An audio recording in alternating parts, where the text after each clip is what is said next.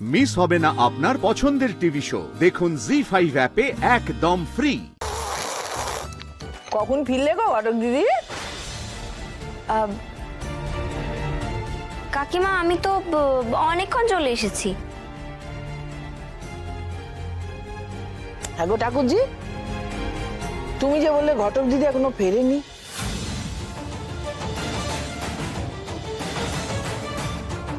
মা, পিসিমণি বোধহয় জানতো না যে ঘটক দিদি বাড়িতেই আছে।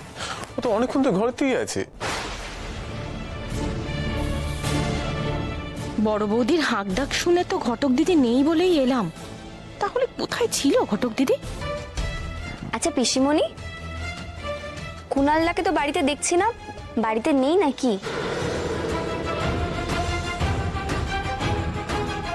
আমার মনে হয় কোনো কাজে গেছে, তাই না? মা, কুনাল কাজে ঢুকেছে নাকি? খুব ভালো, খুব ভালো। ও পুরুষ মানুষ কাজের মধ্যে থাকলে না মন ভালো থাকে।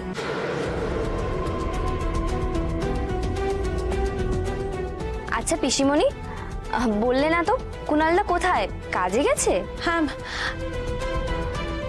হ্যাঁ, তাই তাই হবে হয়তো। আমি তো ঠিক জানি না। আমি তানিয়াকে গিয়ে একবার জিজ্ঞেস করি। আমি যাই বড় বৌদি, যাই। হ্যাঁ মা, আমি তো তোমার ছেলে। হ্যাঁ, তোমার শিক্ষায় বড় হয়েছি। ঘটক দিদি তোমার ছেলের বউ, তোমার মেয়ের মতো।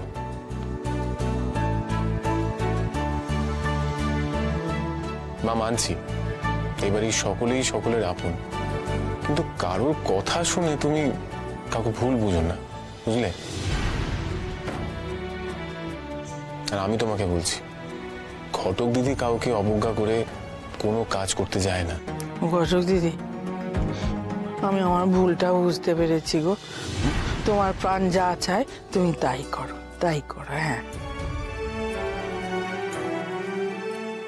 তুমি তো শিখিয়েছো না যে প্রত্যেকের কাজ করা উচিত। হ্যাঁ, তবে একটা কথা, আমার বুম্বার যেন কোন রকম অবজ্ঞা না হয়, ঠিক আছে? না কাকিমা, কোনো অবজ্ঞা হবে না। আর এই যে চা বানানোটা শিখে নাও আমার বুম্বার মতো। হ্যাঁ, আমি এই চাটা খেয়েই বুঝেছি এটা বুম্বার হাতের বানানো চা। আর আমি তোমার হাতে এই রকম চাই খেতে চাই, ঠিক আছে? মা, তুমি কিন্তু আজকে ভুল করলে। আজকে চা কিন্তু আমি বানাইনি, ও বানিয়েছে। হ্যাঁ, শিখিয়েছি আমি, সেটা আলাদা ব্যাপার। দেখলি তো, তুমি বুঝতে পারলে না?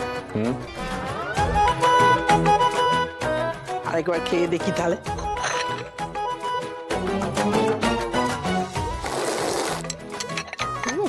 ঘটক দিদি একেবারে বুম্বার হাতের চায়ের মতো।